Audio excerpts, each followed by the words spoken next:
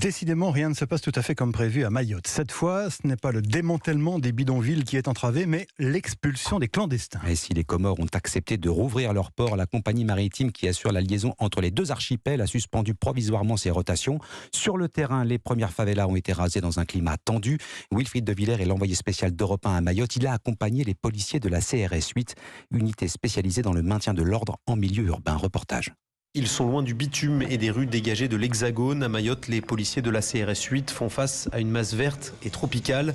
La jungle, le brigadier Alban la découvre dans toute sa complexité. La grosse problématique, Julie, c'est vraiment le terrain qui nous pose vraiment des problèmes parce qu'on a très peu de visibilité sur les ennemis.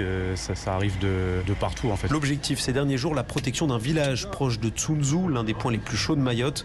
Cet après-midi pourtant, le calme après des jours d'affrontements contre des jeunes habitants du bidonville voisin.